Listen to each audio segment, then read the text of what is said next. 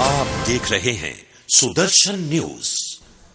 बहुत स्वागत आपका बजट पर जारी इस विशेष बहस में। हमारे साथ जुड़ गए हैं गोपाल अग्रवाल साहब, विशेष मेहमान हमारे, बीजेपी के नेता भी हैं और अर्थशास्त्र के जानकार भी हैं। और हमारे साथ प्रोफेसर श्रीराम खन्ना है पहले से मौजूद, हमारे साथ सत्याबेन है नेता कांग्रेस, और हमारे साथ हैं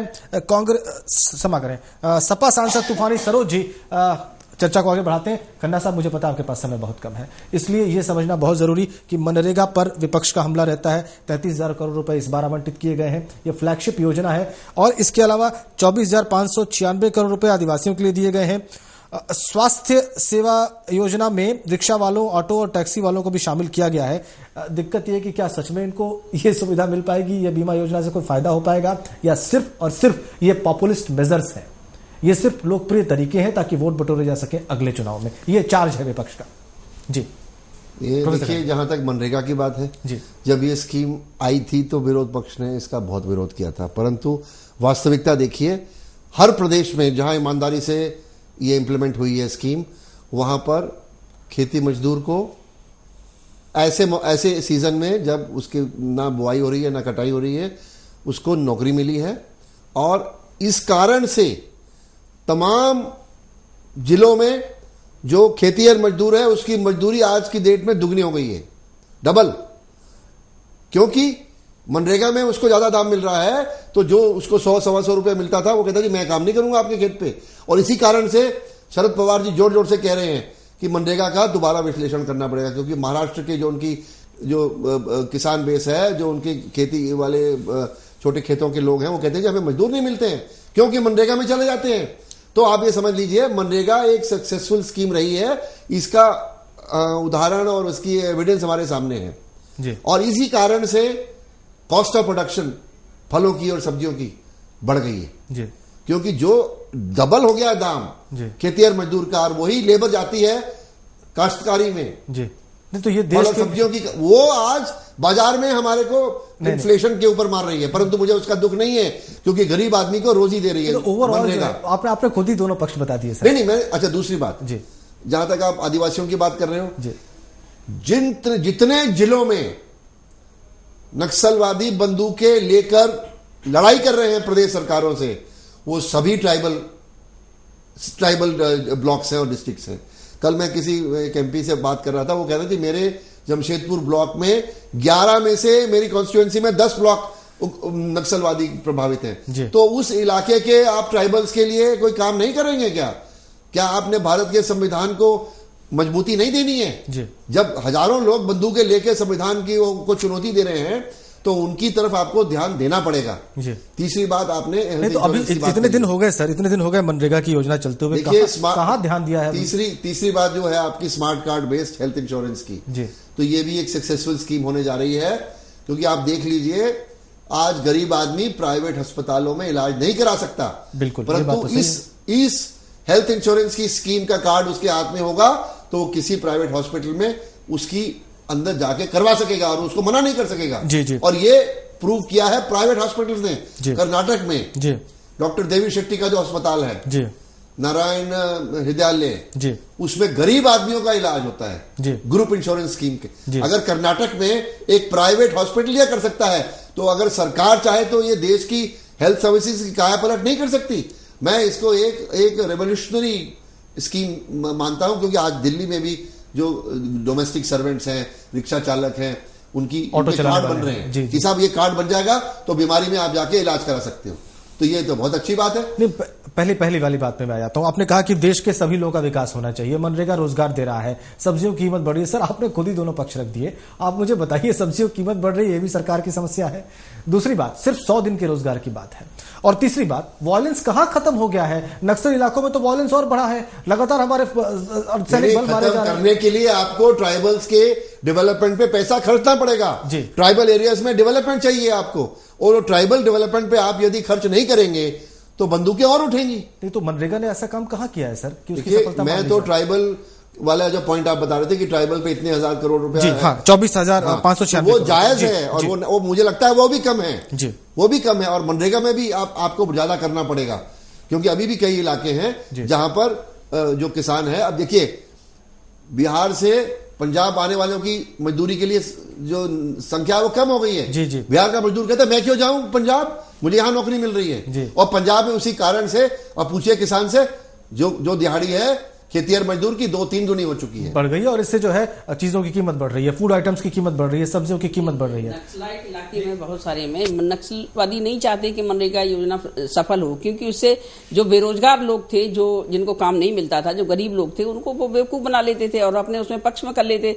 अब जब मनरेगा से उनको काम मिल रहा है तो वो उनके काबू में नहीं आ पा रहे, इसलिए वो खुद विरोध कर रहे हैं बहुत सी जगहों पर। प्रोफेसर खन्ना की जो जितनी बातें हैं, मुझे पता है कि ना गोपाल जी इससे पूरी तरह सहमत है और ना हमारे तूफानी सरोज जी सहमत है, लेकिन आपका समय समाप्त हो गया है प्रोफेसर खन्ना। बहुत धन्यवाद आपका, बहुत धन्यवाद। मैं चलूंगा तूफानी सरोज जी के पास। बहुत सारे चार्जेस हैं सर आपके ऊपर तूफानी सरोज जी, और वो ये है कि आपके ऊपर नहीं है बल्कि इनके ऊपर थे, इन्होंने रिबट किए। प्रोफेसर खन्ना ने समझाया है कि नहीं, मनरेगा की योजना बिल्कुल सही दिशा में जा रही है और इसके अलावा आदिवासियों पर अगर 24,596 करोड़ रुपए खर्च किए जा रहे हैं तो ये गलत नहीं किया जा रहा है। उनको आर्म्स उठाने से रोकने के लिए करना बहुत जरूरी है और इसकी वजह से मजदूरों और गरीब तबके का फायदा ही हुआ है।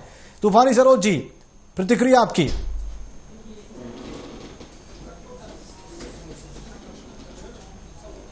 हाँ बोलिए, आवाज थोड़ा कम सुनाई दे रही है आपकी। मैं सिर्फ ये जानना चाहता हूं, अभी प्रोफेसर खन्ना की बात आपने सुनी होगी, उन्होंने समझाया कि किस तरह से मनरेगा से फायदा हो रहा है। उन्होंने समझाया कि आदिवासियों के लिए जो 24,000 करोड़ रुपए से ज्यादा का आवंटन है इस बजट में, वो लाभप्रद है, वो बहुत जरूरी है, वो बहुत वाइटल है। क्या कहेंगे सर आप?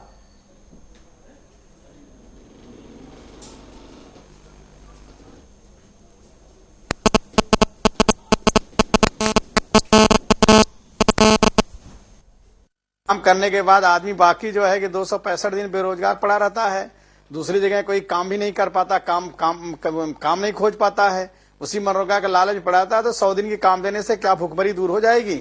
हमारे ख्याल से तो इससे भुखमरी बड़ी है, मनरेगा से भुखमरी मिटी नहीं है। और जो आदिवासियों के लिए उन्होंने बजट व्यवस्था किया है, तो आदिवासियों की संख्या बड़ी तादाद है नक्सलाइट बेल्ट में, बिहार में, रांची, छत्तीसगढ़, मध्य प्रदेश, इतने बड़े पैमाने पर आदिवासियों की जो संख्या है, उसको देखते हुए भी ये जो बजट में प्रावधान किया गया सरकार द्वारा, यह बजट जो है बहुत कम है। इसके लिए और व्यवस्था दी जानी चाहिए, जिससे नक्सली एरिया का जो है, जहां पे आदिवासियों बहुतायत हैं, उनके जो है कि सुरक्षा का भी सवाल है और विकास का भी सवाल है। जी जी। इन सब बातों को देखते हुए जो व्यवस्था की गई है बजट की, वो बहुत कम है। जी चलिए सत्याबेन, अब आपको जवाब देना पड़ेगा। देखिए, तूफानी सरोज जी ने जो बात कही है और जो मनरेगा की उसके बारे में कहा है कि वो उनको लालच होता है, वो और जगह काम नहीं कर, ये उनका अपना जो जवाब है वो बिल्कुल जवाब ही बेतुका है। अगर देखिए, कोई भी लाभकारी योजना होती है, उससे लोगों को दिलचस्पी होती है तो उसमें रुचि लेते हैं। और जहां तक कांग्रेस सरकार की बात है, तो मैं आपको याद दिला देना चाहती हूँ कि अभी से नहीं, इंदिरा जी के समय से जितनी भी पंचवर्षीय योजनाएं बनी है, ज्यादातर योजनाएं जो हैं, जो कृषि आधारित हैं, कृषि और किसानों के ऊपर ही उनका ध्यान दिया गया है, जो आज भी ध्यान दिया जा रहा है। और गरीबों के बच्चों के लिए शिक्षा का काम या स्वास्थ्य के काम या मनरेगा में काम। और दूसरी बात, मनरेगा का धन आवंटन करने का केंद्र का काम होता है, लेकिन उसको क्रियान्वित करने का राज्य सरकारें होती हैं, जिसमें बहुत सारे भ्रष्टाचार के मामले खुले हैं, चाहे वो मध्य प्रदेश में हो, चाहे वो उत्तर प्रदेश में हो। तो ये चीजें, इन पर कंट्रोल करने की जरूरत तो राज्य सरकारों को होती है।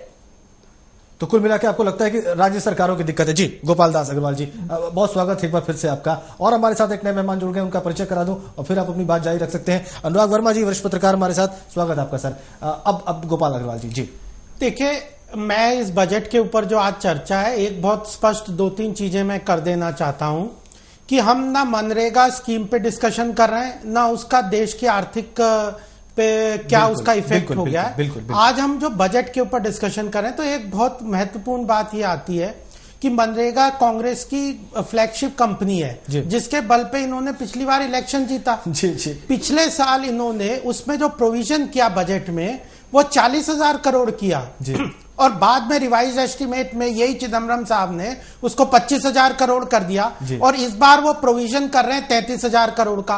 अगर इनकी इतनी बढ़िया स्कीम थी तो पिछले साल जब प्रोविजन किया, 40,000 करोड़ की घोषणा की, तो वो क्यों नहीं खर्च किया?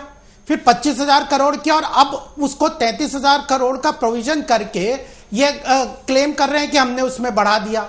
ये जो कांग्रेस या चिदम्बरम साहब की ये जो धोखाधड़ी है जनता की, हमारा इसके ऊपर से बहुत ही मतलब हमें जनता के सामने ये लाना चाहिए कि ये जो डेटा की जगलरी करते हैं, झूठ बोलने की जो कार्रवाई करते हैं, यह बिल्कुल गलत है। क्यों जनता को आप धोखा देते हैं? आप क्यों नहीं बताते कि पिछले बार 40,000 करोड़ किया था और हम उसमें खर्च नहीं कर पाए और अब हम 33,000 करोड़ कर रहे हैं? वास्तव में इन्होंने 40,000 करोड़ से उसको 33,000 करोड़ करके 7,000 करोड़ का कमी की है और वहां पे अनाउंसमेंट कर रहे हैं कि हमने बढ़ा दी। तो ये चीज, और मैं आपको और भी ऐसे एग्जांपल दूंगा कि कितनी तरीके से ये जो पूरी सरकार भ्रष्टाचार पे ही जो आधारित है, वो अब तो डेटा और स्टैटिस्टिकल डेटा को भी मैनिपुलेट करने लग गई है। इन्हीं के अभी पीछे सेंटर सीएसओ की ऑर्गेनाइजेशन ने इन्होंने कहा, फाइनेंस मिनिस्ट्री कहती है कि जीडीपी ग्रोथ मोर देन 5.5% है, प्लानिंग कमीशन कहता है इतना है, और इन्हीं की गवर्नमेंट की ऑर्गेनाइजेशन सीएसओ ने कहा कि 5% का ग्रोथ रेट है, तो ये कहने लगे वो झूठ बोल रहे हैं। अरे आपकी सरकार, आपकी गवर्नमेंट की डिपार्टमेंट है, उसने आपको फिगर दी तो आप रिकंसाइल करिए। डेटा में कैसे गलतफहमी हो जाती है, और कितने एग्जाम्पल। और दूसरी एक बात बहुत महत्वपूर्ण है इस बजट में, जिसके कारण हम इसका घोर, मैं कहता हूं ये डायरेक्शन लेस बजट है, जो जनता का कुछ भी भला करने वाला नहीं है। वह है कि पिछले साल इनका टोटल एक्सपेंडिचर था, गवर्नमेंट ने बजट में किया था 14,90,000 करोड़ का टोटल ग्रॉस एक्सपेंडिचर इन्होंने बजट में अनाउंस किया था। उसके बाद बीच में अभी कुछ दिन पहले फिस्कल डेफिसिट इनके हाथ से निकल गया, इनकी पॉलिसीज के कारण इन्फ्लेशन बढ़ गया, fiscal deficit, current account deficit, पूरी बजटरी इनकी जगलरी खराब हो गई। तो इन्होंने कहा कि 14,90,000 करोड़ को हम कम करके 93,000 करोड़ कम करके प्लान्ड एक्सपेंडिचर, जो कि अल्टीमेटली देश की इकोनॉमी को हेल्प करता है, उसको 14 लाख करोड़ कर दिया। और उसके बाद अब कह रहे हैं कि हमारा इस साल का बजट कर रहे हैं 16,65,000 करोड़। तो इसमें डिफरेंस कितना हुआ? 2,65,000 करोड़ का ये खर्चा कह रहे हैं इस साल हम ज्यादा करेंगे। उसके आधार पे सारे प्रोविजन किए हैं, सारी स्कीम अनाउंस की हैं, और जब इनके रेवेन्यू की तरफ देखते हैं तो कह रहे हैं टैक्स से कलेक्शन हमारा 17,000 करोड़ ही बढ़ेगा। अब 2,65,000 करोड़ का एडिशनल एक्सपेंडिचर के लिए आप जनता को बता ही नहीं रहे कि ये कहां से लाएंगे। उसमें से केवल 15 से 20,000 करोड़ आपने बताया। तो इस तरह की बेईमानी वाली जो पूरी पद्धति है, इसके लिए कौन जिम्मेदार है, कौन पूछेगा? ये तो इनकी ओवरऑल फिगर, और सारे अनाउंस कर देंगे, बाद में हमें पता है कि सारे ये लोक लुभावन स्कीम्स बजट के भाषण में भाषण या किसी पॉलिटिकल भाषण दे दिया इन्होंने, वहां पे सबको खुश करने की बातें कर दी, और बाद में जब ग्राउंड लेवल पे इसकी इंप्लीमेंटेशन की बात आएगी तो इनके पास तो पैसा ही नहीं है, 2,65,000 करोड़ का कोई प्रोविजन नहीं है। और तीसरी बात, इनकी फ्लैगशिप कंपनी आप देखिए कि इन्होंने कहा कि हम बड़ी अनाउंसमेंट किया, 1 महीने 1.5 महीने से चल रहा है कि डायरेक्ट कैश ट्रांसफर हम करेंगे, और उसमें इन्होंने 27 स्कीम्स लाए हैं कि जिनका कैश ट्रांसफर हम डायरेक्ट लोगों को करेंगे। जी। उसका एनुअल एक्सपेंडिचर जो आउटले है गवर्नमेंट का, वो केवल 5,000 करोड़ का है। इतने बड़े देश में 5,000 करोड़ का आउटले के बारे में आप इतना प्रचार कर रहे हैं कि हम कैश ट्रांसफर कर देंगे, और सारा सब उसमें ना एग्रीकल्चर सेक्टर की सब्सिडी है, ना केरोसिन की सब्सिडी उसमें शामिल की है, तो आप कैश ट्रांसफर कर क्या रहे हैं? लोगों को बेवकूफ बना रहे हैं क्या? 5,000 करोड़ का एनुअल आउटले है उसमें, और उसके लिए आप यानी मीडिया और एडवर्टाइजमेंट और उसके थ्रू जनता को बेवकूफ बनाने वाला। और ये सारा इसी के साथ अब आपने चौथी इनकी स्कीम आप देखिए, फूड सिक्योरिटी की कितनी बात की आपने, सब जगह सुना होगा, हम फूड सिक्योरिटी बिल ला रहे हैं, पार्लियामेंट में पास कर देंगे, भुखमरी को हम खत्म कर देंगे। उस फूड सिक्योरिटी बिल में चिदम्बरम साहब ने अपने यहां पे प्रोविजन किया है मात्र 10,000 करोड़ का। 10,000 करोड़ में इस देश की भुखमरी खत्म कर देंगे। ये कितना ज्यादा बेईमानी की बातें करते हैं, इसका जवाब कौन देगा? फिगर्स है, सब फैब्रिकेटेड फिगर्स है। नहीं, फैब्रिकेटेड नहीं, ये सही फिगर है जो क्लियर कट जनता को 10,000 करोड़ में, ये स्टेटमेंट फैब्रिकेटेड है, जनता को बेवकूफ कर बनाने वाले स्टेटमेंट दे रहे हैं। फिगर्स तो 10,000 करोड़ ही है प्रोविजन की। तो फूड सिक्योरिटी बिल में अब मैं सत्या बहन और सबसे इवन चिदम्बरम साहब से हम पूछ रहे हैं, 10,000 करोड़ में इस देश की आप थोड़ी देरी कर दी आपने, थोड़ी देरी कर दी आपने। प्रोफेसर खन्ना यहाँ पे थे। नहीं, तो मैं तो उनसे पूछना चाहता, आप मनरेगा की इतनी तारीफ कर रहे थे, हम कहते मनरेगा बहुत अच्छी स्कीम है, लेकिन आप उसका बजट में प्रोविजन तो करिए। आप 40,000 करोड़ को कह के 33,000 करोड़ कर रहे हैं और पार्लियामेंट में आप क्लेम कर रहे हैं कि हमने बढ़ा दिया। जी जी तो जी। फूड सिक्योरिटी बिल पे ये बहुत अहम बात आपने कही है। सत्याबेन, इससे पहले मैं आपके पास आऊं, तूफानी सरोज जी बहुत मौन होकर, बहुत शांति से, बहुत धैर्य के साथ ये सारी बात सुन रहे हैं और मन ही मन उनको शायद बड़ी प्रसन्नता हो रही है कि जो बातें मैं नहीं कह पाया वो अग्रवाल जी ने कह दी। तूफानी सरोज जी, कुछ अगर इसमें आप जोड़ना घटाना चाहें तो, जो आरोप लगाए हैं यहाँ पर अग्रवाल अभी तो मैं और भी बातें बता सकता हूं, लेकिन मैंने कहा पहले 4 महत्वपूर्ण बातें हैं। पूरा बजट ही आधारित है झूठ। जी जी जी जी, तूफानी सरोज जी। अग्रवाल जी ने जो बातें कही है, अगर नहीं, अग्रवाल जी ने जो बात कही है सब सही कही है। तथ्य के साथ उन्होंने कहा है 10,000 करोड़ जो फूड सिक्योरिटी बिल ला रहे हैं, ये केवल ये भ्रम फैलाने की बात है जनता के बीच में कि हम फूड सिक्योरिटी बिल ला रहे हैं और जनता को जो है खाद्यान्न निःशुल्क रूप से पहुंचाएंगे। इससे 10,000 करोड़ रुपए से इतने बड़े देश में ये फूड सिक्योरिटी बिल का इनकी जो मंशा है, इनकी मंशा जो है साफ जाहिर नहीं हो रही है, इनकी मंशा ही गड़बड़ लग रही है जो है, इनकी सब मंशा ही गड़बड़। अब सत्याबेन जी, अब आप उत्तर दे सकती हैं, तब मैं अनुराग जी के पास आऊंगा। ये देखिए, ये जितने भी आरोप हैं, जितने मुझे लगता है कि जो भाषण या जो चैनल पे बता रहे हैं, ये सारी चीजें जो सड़क पे या जंतर मंतर पर यहाँ पर बोलने वाली जनता को गुमराह करने वाली, बता रहा हूं सत्याबेन, बिल्कुल फिगर्स दे रहा हूं मैं आपको जो चिदम्बरम देखिए ऐसा। देखिए, मैं आपको एक बात बताऊं, आपने कहा कि फूड उसमें क्या नाम मनरेगा में इतना धन आवंटित किया था, दूसरी बार फिर इतना कम कर दिया इसके बाद में। देखिए, मनरेगा के बारे में मैं आपको बताऊं कि जो पैसा धन आवंटन किया किसी भी योजना में, तो राज्य सरकारें उसका सदुपयोग भी नहीं कर पाती, राज्य सरकारें उसका सदुपयोग भी नहीं कर पाती, फिर उसको संतुलन तो बनाना ही पड़ेगा। दूसरी बात यह है कि आपने जो फूड सिक्योरिटी की बात की है, फूड सिक्योरिटी पे पहले आपकी सरकारें रही, आपने तो कभी सोचा भी नहीं। दूसरी बात यह है कि अभी जो डायरेक्ट कैश ट्रांसफर योजना जो थी, वो उसके चरणबद्ध योजना में पहले भी जब अभी पिछले जनवरी में जब उसका उद्घाटन हुआ था, तब ये बता दिया गया था कि चरणबद्ध योजना में हम पूरे देश भर में पूरे 1 साल में उसको लागू करेंगे। तो इसमें कहाँ गड़बड़ी हुई है?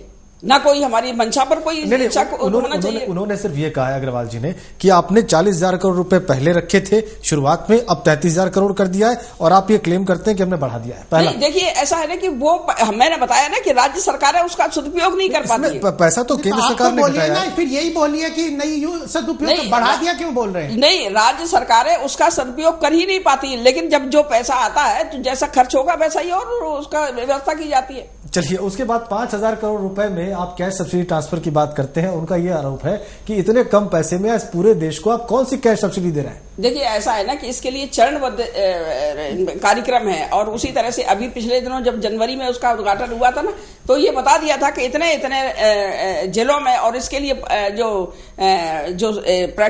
एक्सरसाइज है वो भी पूरी कर ली गई थी और चरणबद्ध रूप में पूरे देश भर में लागू करने के लिए 1 वर्ष लग जाएगा। नहीं, देखिए, मैं इसमें एक और बात बताना चाहता हूं। ये कैश ट्रांसफर वाली जो इतना एडवर्टीजमेंट की बात है, ये तो छत्तीसगढ़ में और वहां पे रमन सिंह जी तो कितने सालों से कर रहे हैं। सारा पीडीएस सिस्टम में जो पैडी की प्रोक्योरमेंट हो रही है, वो डायरेक्ट बैंक में किसानों को कार्ड बने हुए उनके बैंक में अकाउंट में पैसे जा रहे हैं, वहां इंप्लीमेंटेड है। आप उसको बड़ी हवाबाजी बना रहे, और उसमें भी वहां छत्तीसगढ़ में जितना भी पैडी प्रोक्योरमेंट किसानों से हो रहा है, उन सबको पैसा डायरेक्ट उनके बैंक अकाउंट में ट्रांसफर हो रहा है जी।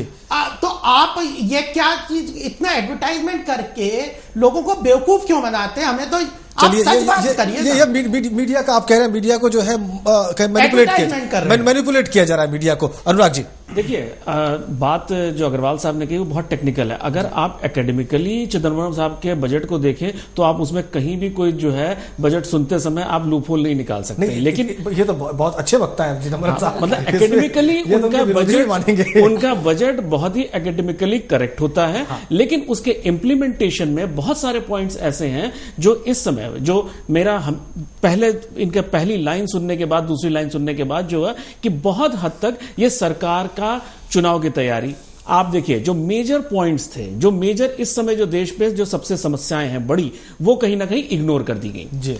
हम आज मॉइस्ट समस्या जी, नक्सलियों की समस्या से जूझ रहे हैं जी, कहीं उस पर कोई भी कंक्रीट बात नहीं हुई। नहीं, आदिवासियों के लिए 24,596 करोड़ रुपए दिए हैं। अभी थोड़ी देर पहले यहाँ पे अर्थशास्त्री प्रोफेसर खन्ना थे, उन्होंने कहा कि बहुत अच्छा काम किया गया है, ये उनको गन उठाने से रोकने के लिए दिया गया है। 24,596 सर, 24,500 करोड़ रुपए कम नहीं होते। 24,500 रुपए कम नहीं होते, लेकिन एक एकेडमिकली अगर मैं बात करूं तो मनरेगा पे भी जो है कोई वो कागज पे कोई खराब योजना नहीं है। ये अच्छी बात बताइए अग्रवाल साहब ने कि 40,000 करोड़ रुपए आप पहली बार अनाउंस करते हैं, बाद में कहते हैं हम तो बढ़ा रहे हैं, लेकिन घट रहा है वो।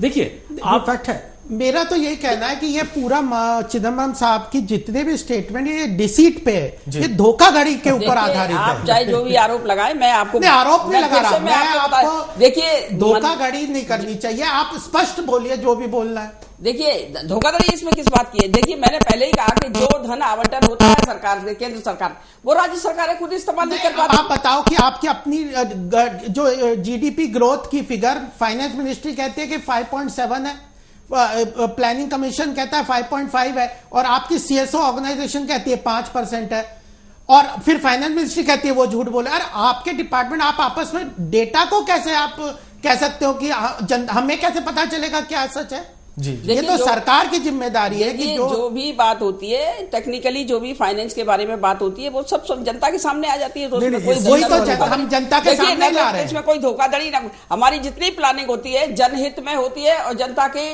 कल्याण के लिए होती है, जनता के विकास के लिए होती है, देश को ध्यान में रख के होती है, देश की अर्थव्यवस्था संतुलित रहे और विकास आगे बढ़े। और मैं समझती हूँ कि इसमें बहुत सारी बातें हैं, विकास के लिए बहुत सारे रास्ते हैं। दूसरी बात, रोजगार के साधन उपलब्ध होंगे, और तीसरी बात, जहां तक बात कर रहे हैं कि गरीब वर्ग के लोगों को, आदिवासियों को या किसानों को, इनके लिए बहुत कुछ इस बजट में भी उनकी ध्यान रखा गया है। और चाहे उनके लिए स्वास्थ्य योजना हो, चाहे उनके लिए जो महिलाएं काम करती हैं या मजदूर लोग काम करते हैं, उनके कार्यस्थल पर भी बहुत सारी उनके बच्चों के ध्यान के लिए किया गया है। ऐसा नहीं बहुत महत्वपूर्ण बात इसलिए कह रहा हूं, मैंने इतनी बात इसलिए की। और दूसरी बात देखिए, पहली बार महिलाओं के लिए फाइनेंस, एक मिनट, मैं इसमें एक बहुत महत्वपूर्ण बात कहना चाहता हूं कि मैं इतनी सारी बात इसलिए कही कि जो अनाउंसमेंट इस बार भी चिदम्बरम साहब ने पार्लियामेंट में किए हैं, वो कहीं भी ग्राउंड लेवल पे इंप्लीमेंट होने वाले नहीं है। तभी मैंने बताया था कि जो गैप एक्सपेंडिचर में बढ़ाया इन्होंने 2,65,000 करोड़ का, उसका कहां से पैसा आएगा उसका रास्ता ही नहीं बताया। तो अल्टीमेटली ये वही करने वाले हैं जो पिछले बार किया था कि अनाउंसमेंट खूब सारी स्कीम करेंगे, उसकी प्रोविजन नहीं करेंगे, और उसके बाद वो कुछ होगा नहीं, जनता अभी तालियां बजाएगी, हाँ हमें ये मिल गया वो मिल गया, और फाइनली कुछ मिलेगा नहीं। तो ये जो धोखाधड़ी है, अल्टीमेटली ये धोखाधड़ी जनता के साथ छोड़ दें, और ये जो प्रचार के माध्यम से जो धोखाधड़ी करते हैं, यह हमें बिल्कुल एक्सेप्टेबल नहीं है। इसी को हम उजागर करना चाहते हैं कि जितनी ये अनाउंस, अब ये कह दें कि हम आपको सबको ये दे देंगे वो दे देंगे, हम कहेंगे कहां से दे दोगे, आपने प्रोविजन तो किया नहीं, चलिए तो वो बता नहीं रहे। देखिए विपक्ष को तो कोई भी अच्छा काम हो वो एक्सेप्टेबल हो, अच्छे के लिए हम तारीफ करेंगे उनकी। है ही नहीं। मैं आपको बताऊं, जो भी बात होती है राजनीतिक दृष्टिकोण से करते हैं। और बिल्कुल इसमें प्रोफेसर खन्ना की जो कुछ बातें थी, उन्होंने ब्रेक पर जाने से पहले जो कुछ बोली थी, उसमें ज्यादातर उन्होंने बजट की तारीफ की थी। अग्रवाल साहब, क्या बिंदु थे इस पर मैं आपसे बात करूंगा। और वर्मा साहब मुस्कुरा रहे हैं, राजेंद्र अग्रवाल जी हमारे साथ जुड़ रहे हैं, बीजेपी सांसद हैं। छोटे से ब्रेक के बाद, बहुत छोटे से ब्रेक के लिए यहां पर रुक रहे हैं, फौरन वापस आते हैं।